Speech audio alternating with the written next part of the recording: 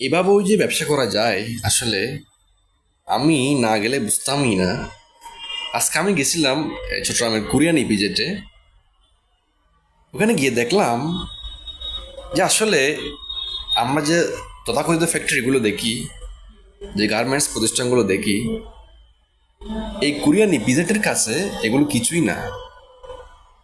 তারা যেই পরিবেশে তাদের ফ্যাক্টরিকে সাজিয়েছে আসলে অতুলনীয়।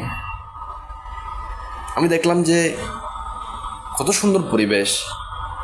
এক পাশে ফ্লাওয়ার গার্ডেন, আরেক পাশে বোটানিক্যাল গার্ডেন, এক পাশে গলফ মাঠ, এক পাশে বার্ডস জোন, এক পাশে অ্যানিমেল জোন, এক পাশে ফ্যাক্টরি জোন। কি চমৎকারভাবে তারা তাদের এরিয়াকে সাজিয়েছে, এটা আসলে বলার অপেক্ষা রাখে না।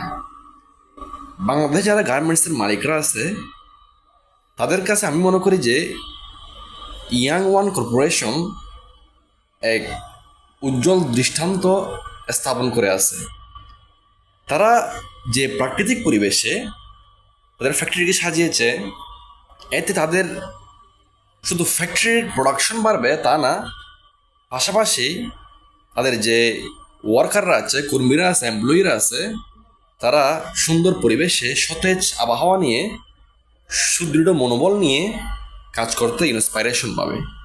আমি মনে করি যে বাংলাদেশের প্রত্যেক গার্মেন্টস ফ্যাক্টরিদের মালিকদের কাছে এই ইয়াং ওয়ান কর্পোরেশন এক অন্যতম চূড়ান্ত রোল মডেল হিসেবে কাজ করতে পারে।